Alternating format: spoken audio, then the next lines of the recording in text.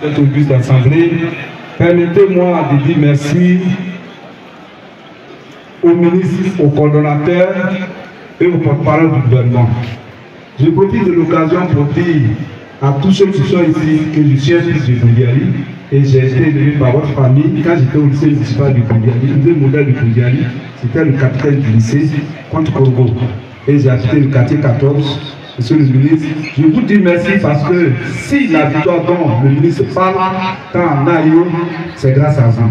C'est votre arrivée avec le ministre qui ont mis mes parents en confiance malgré le contrat social que j'ai avec les parents.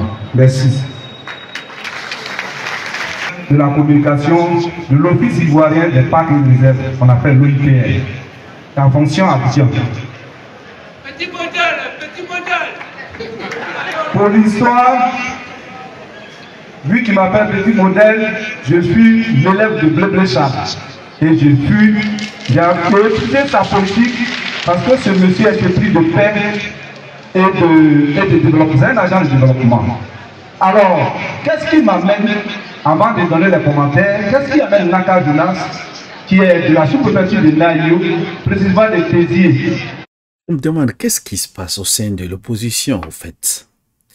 Je vois que les cadres des partis politiques sont en train de démissionner pour rejoindre le RHDP.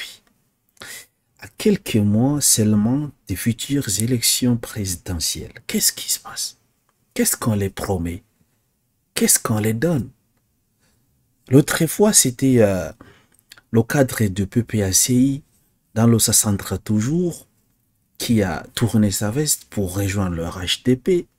Voilà maintenant, c'est le cadre du FPI, M. Naka Jonas, dit petit modèle, qui vient de tourner sa veste également pour rejoindre le RHDP. Je vois un peu, je me demande qu'est-ce qui se passe au fait. Qu'est-ce que le RHDP propose à ces gens? L'argent. Je vois un peu son intervention, après on en revient. Quelles sont ses motivations? Pourquoi est-ce que lui, il a choisi, n'est-ce pas, de tourner sa veste? Est-ce un traître? Est-ce de la trahison? Ou bien c'est juste du bon sens? Suivant. Pour les jaloux, mais je le sais, le plus gros village de Nayo, sinon après ça y va commune, c'est Tézier. Nous avons 1375 électeurs. Et c'est pas ça, on nous le connaît.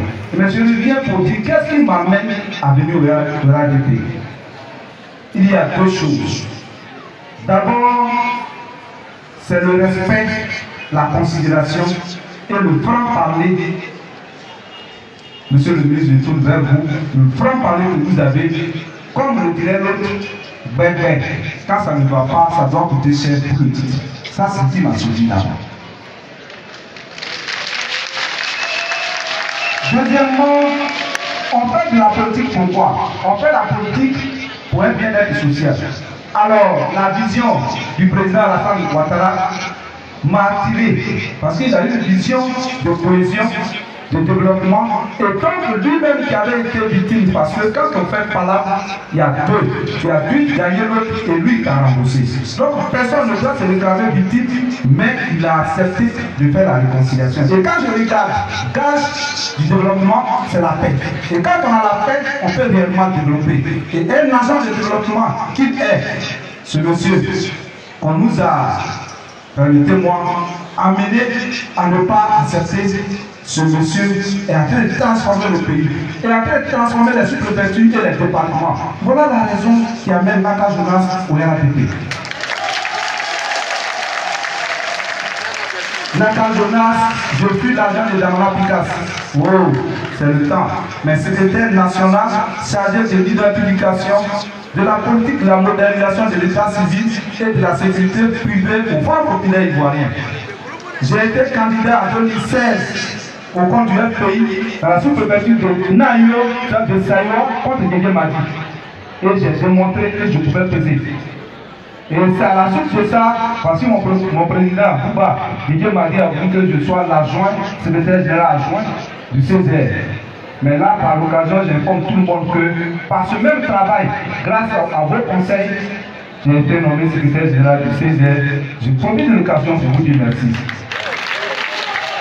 Alors, si tel est que la politique, c'est les conditions du bien-être social. Si nous sommes en train de développer la région du Haut-Centre d'Alois, qui pourrait rester face à ça et ne pas venir accompagner? Alors, je vais terminer pour dire, quand tu te maries à deux femmes, et que l'autre sait préparer, et que l'autre sait danser, celui qui passe son temps à danser, tant qu'il n'aura pas de cérémonie de danse, lui va rester en médiation. Mais celui qui sait préparer et que quand le peuple mange, tout le monde est content parce que la santé avant tout, celui-là, pour moi, ça Alassane Ouattara, parce qu'il a été préparé pour notre avenir et en même temps pour avoir un avenir meilleur et gratuit. Je vous remercie.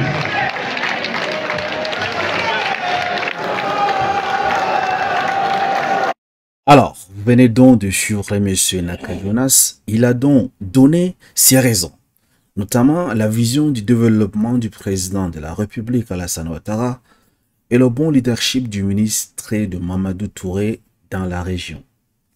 Et également, il dit également le respect, la considération, le franc-parler, au fait. Je suis d'accord avec lui sur, par exemple, le développement, la vision d'Alassane Ouattara, parce que depuis qu'il est au pouvoir, il travaille bien. Donc, la Côte d'Ivoire avance. Donc, on voit le développement, la construction des routes qu'il n'y avait pas avant.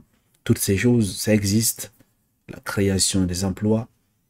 Et l'économie de la Côte d'Ivoire, ça a changé. Chose qui lui a poussé à intégrer au RHDP, à adhérer au RHDP, le respect, la considération, le franc-parler de ce parti politique, des dirigeants. Il a fait allusion au ministre Mamadou Touré, d'accord. Alors, cela m'amène à poser la question, à savoir, est-ce que dans le FPI, il n'y a pas tous ces critères-là, le respect, la considération, le franc-parler? Ah, est-ce que Afingessam ne respecte pas ses membres, ses sympathisants? Il n'y a pas la considération envers ses membres? Y a-t-il pas de franc-parler? Bon, sur la question de franc-parler, on a suivi le dossier de... Le RHDP avait donné 1 milliard à Afingessam, mais apparemment, il n'a pas pu, n'est-ce pas, expliquer aux membres exécutifs. Voilà pourquoi le vice-président du FPI a saisi la justice et voilà. Il veut reprendre, n'est-ce pas, la tête du FPI. Peut-être le franc-parler n'y est pas, au fait. Peut-être qu'il a raison. Donc, ceci pour dire quoi? Parti de l'opposition, que ce soit au PPACI, au FPI, PDCI, RDA, COGEP et j'en passe. Le RHDP a lancé la campagne. Comment ça se passe? On récupère vos têtes, au fait, les têtes de vos partis, les hauts cadres, qui peuvent influencer les membres, n'est-ce pas, et sympathisants des partis, des oppositions. Donc, la question que j'ai posée au début de cette vidéo, qu'est-ce que, n'est-ce pas, le RHDP offre à ces personnes qui les rejoignent, au fait? Donc, parce que c'est que c'est pas uniquement à cause de ces deux raisons qu'il a avancées. Il y a quand même quelque chose. Tu vas pas quand même abandonner ton parti parce que tu es un cadre, tu n'es pas n'importe qui, tu es un responsable dans le parti. Et pour rejoindre l'autre parti, cela veut dire que il y a le deal, au fait, il y a quelque chose. Donc, au parti des oppositions, si jamais vous négligez vos cadres, voilà ce qui attend. Hein. Dites-moi, qu'en pensez-vous? Pourquoi est-ce que ces gens sont en train, n'est-ce pas, d'adhérer au RHDP? À cause de l'argent? Bien, parce que, figurez-vous, ce sont des fonctionnaires. Ils ont des salaires. Je ne dirais pas que, par exemple, comme M. Naka Jonas, je ne dirais pas que parce qu'il a faim, non. C'est un fonctionnaire, il a de l'argent. Ou bien, il expecte peut-être d'autres postes dans le futur gouvernement, si jamais le RHDP s'est maintenu au pouvoir.